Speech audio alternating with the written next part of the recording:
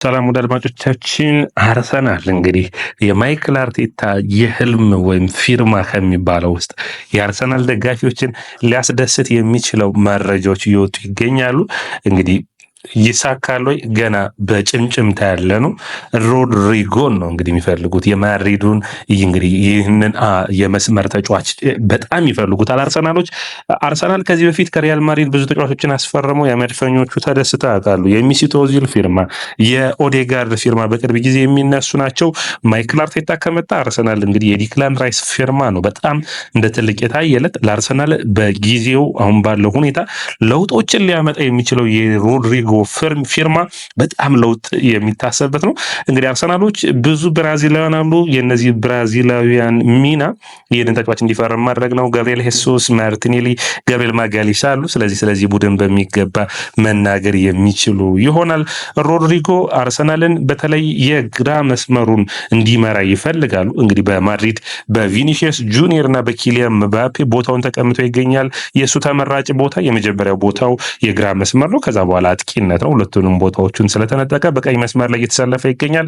ያም ሆኖ ውጤታማ ሆኗል። ነገር ግን አሁን በኤል ክላሲኮ ጨዋታ መሰለፍ እንደማይፈልግ ተናግሮ እንዳልመጣ ይታወቃል። ያንን ተከትሎ ማድሪዶች ይህንን ተጫዋች መልቀቅ ይፈልጋሉ።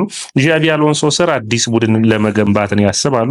ስለዚህ አንዳንድ ተጫዋቾችን መልቀቅ ይፈልጋሉ። ከነዚያ ውስጥ አንዱ ሮድሪጎ ነው የሚሆነው። አርሰናሎች ይህንን ተጫዋች የሚያገኙት ከሆነ የቪክቶሪዮ ኮሬስን ጉዳይ አሰባችሁ። ቡካዮ ሳካ፣ ቪክቶሪዮ ኮሬስ እና ሮድሪጎ ማርቲን ዙቢሜንዲን በአማካይ መስመር ላይ ታስበው በሚቀጥለው ውድድር ዓመት የተለየ ጊዜ ሊሆን ይችላል። ነገር ግን እንግዲህ አርሰናል በግራ መስመር ላይ የሚፈልጋቸው አንዱ የሚሆነው በጣም ብዙ ጊዜ የፈለጉት ኒኮ ዊሊያምስ፣ ሮድሪጎ፣ ሌሎችንም መጥቀስ ትችላላችሁ። ማንንም ብትጠቅሱ ግን እንደ ሮድሪጎ አይነት ተጽዕኖ መፍጠር የሚችሉ አይመስለኝም።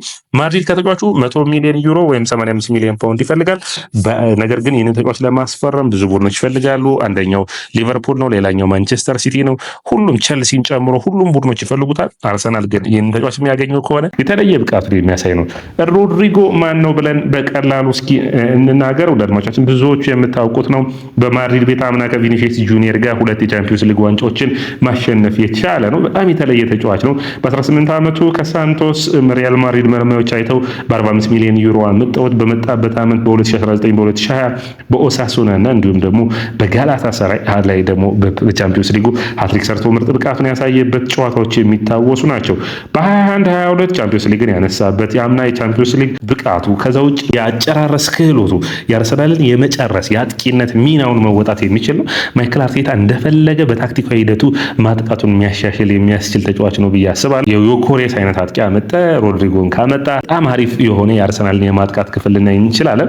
አርሰናሎች በምን ተማምነዋል ካላችሁኝ ግን በአንድሬ በርታ ነው። በርታ ትክክለኛ ተጫዋቾችን በትክክለኛ ሰዓት መውሰዱን ያውቅበታል።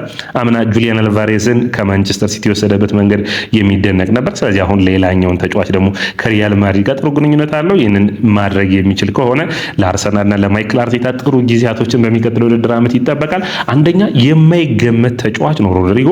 በአጥቂ መሰለፍ ይችላል። ዮኮሬስን አግኝተው ከሆነ ከዮኮሬስ ጋር አብሮ መጫወት የሚችል ነው።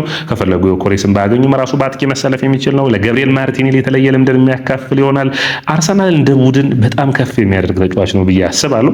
አንዳንዴ አርሰን ዌንገር በድሮ ጊዜ ባለፉት ጊዜያቶች ምን ይሉ ነበር አስተያየት ሲሰጡ፣ ተጫዋቾችን በዝውውር መስኮት የማታመጣቸው ከሆነ ከቡድን ተጫዋቾች የተለየ ሚና እንዲሰጡ የተለየ ነገሮችን የማታገኝባቸው ከሆነ በዝውውር ብቻ ቡድን አይሰራም ይሉ ነበር። ይህ አይነት ተጫዋቹ ደግሞ በጣም ትልቅ ልዩነት መፍጠር የሚችል ተጫዋቹ ነው ይታየኛል።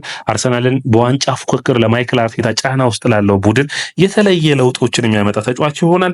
ምን አይነት የጎል አስተዋጽኦች ነበሩት ብለን በምናይበት ጊዜ እንግዲህ ያለፉትን የ3 ዓመቱን ብቃቱን በምታዩበት ጊዜ እንግዲህ ዛሬ 3 ዓመት በፊት በ49 ጨዋታዎች 9 ጎሎችና 9 አሲስቶች ነበሩት። አምና ምርጥ ብቃቱን ያሳየበት ዓመት ነበር። 57 ጨዋታዎችን አድርጎ 19 ጎሎችና 11 አሲስቶችን አድርጓል።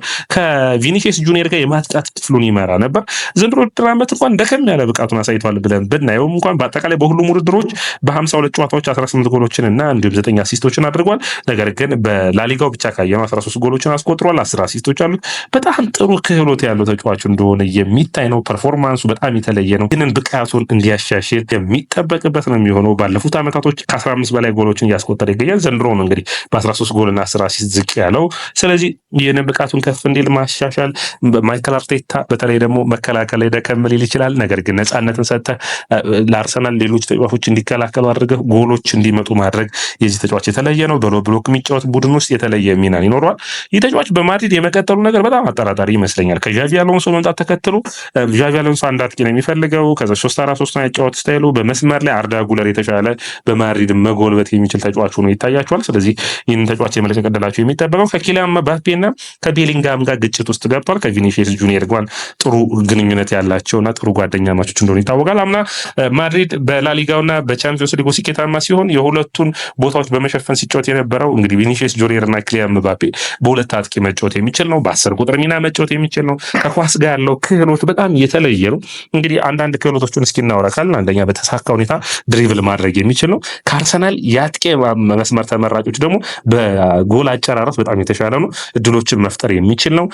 ስለዚህ ሳካ እንዲሁም ደግሞ ሮድሪጎ በሁለቱ መስመሮች የሚጫወቱ ከሆነ አርሰናል የተሻለ የሚያደርጉ ነው። ወሳኝ ሰዓቶች ላይ ጎሎችን ማግኘት ያቀበታል። በአውሮፓ ቻምፒዮንስ ሊግ ባለቁ ሰዓቶች እንዴት ሳጥን ውስጥ መገኘት የሚችል ይሄ ፖቸር የምትሉት አይነት አጥቂ ነው። በቃ በፈለገበት ሰዓት ትክክለኛው ሰዓት ተገኝቶ ጎሎችን ማስቆጠር የሚችል ነው። ፓስ በማድረግ አቅም ካላያችሁ ደግሞ እድሎችን መፍጠር የሚችል በጣም ወሳኝ የሆኑ ፓሶችን የሚያደርግ ነው። በመልሶ ማጥቃት የሚጫወት ነው። በጣም ፈጣን ተጫዋች ነው። በተለይ ይህንን የግራ መስመሩን ካገኘ በጣም ሯጭ የሚሆንና ቦታዎችን መሸፈን የሚችል ነው። እንግዲህ አርሰናል ለአሌክሳንደር ኢዛክ 150 ሚሊዮን ፓውንድ ከሚያወጣ ከሱ ዝቅ ያለውን ሻለ የሚባለውን በጥሩ ፐርፎርማንስ ላይ የሚገኘውን ዮኮሬስን ማምጣት በአጥቂ መስመር ላይ እስከ 60 ሚሊዮን ፓውንድ ከዛ ውጭ ይህንን ተጫዋች በ80 ሚሊዮን ፓውንድ ማምጣት እና በአጠቃላይ በ150 ሚሊዮን ፓውንድ በሚባል ሁኔታ ሁለቱን ተጫዋቾች ማምጣት የአርሰናል የማጥቃት ክፍል የሚያነሳሳው ነው የሚሆነው። በጣም ለአርሰናሎች ለማይክል አርቴታ ቡድኑን ሙሉ በሙሉ ለውጦችን ማምጣት የሚችል ተጫዋች ነው ብዬ አስባለሁ። እንደ ቡድን አርሰናል ማገዝ የሚችሉ ነው ይታየኛል። ሌላኛው መነሳት የሚችለው ነገር እዚህ ጋር አርሰናሎች ከዚህ በፊት እንግዲህ ማይክል አርቴታ ከመምጣቱ በፊት ብዙ አይነት ጥሩ ተጽዕኖ ፈጣሪ ተጫዋቾችን አመጣዋል።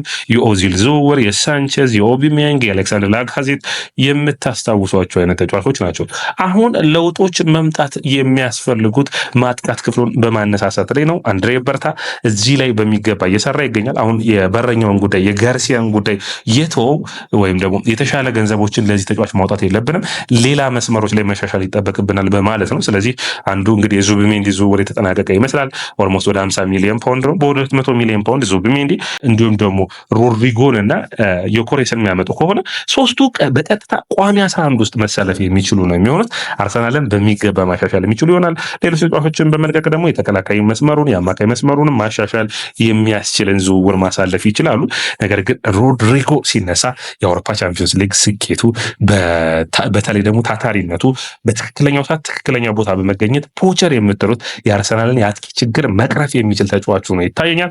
ፕረስ በማድረግ በጣም ጥሩ ተጫዋች ነው። ወደኋላ መመለስ ችግር ሊኖር ይችላል። ነገር ግን ፍጥነቱን ማይክል አርቴታ መጠቀም ይችላል። ቡካዮ ሳካ በሌለበት ሰዓት በዛ መስመሮች መሰለፍ የሚችል አንዳንድ ጨዋታዎች ላይ ማለት ነው። ከዛ ውጭ ደግሞ በሚፈልጉት ሰዓት አርሰናልን ውጤታማ አድርጎ መውጣት የሚችል ነው። ማይክል አርቴታ በሚቀጥለው ውድድር ዓመት በጣም ቃና ውስጥ ስለሚገባ በዝውውር መስኮቶች ላይ የተሻሉ ተጫዋቾች የሚላቸውን ማዘዋወር ላይ በሚገባ እንደሚሰራ የሚጠበቅ ነው የሚሆነው። ወደ አድማጮቻችን ስለ ሮድሪጎ ዝውውር ምን ታስባላችሁ? ኮሜንት መስጫ ቦክስ ላይ አስቀምጡልኝ። ይህ ያያ ስፖርት ነው። ላይክ፣ ሼር፣ ኮሜንት፣ ሰብስክራይብ ማድረጋችሁን አትርሱ። ስለ ሮድሪጎ ዝውውር ምንስ ታስባላችሁ? ኮሜንት መስጫ ቦክስ ላይ አስቀምጡልኝ። ይህ ያያ ስፖርት ነው።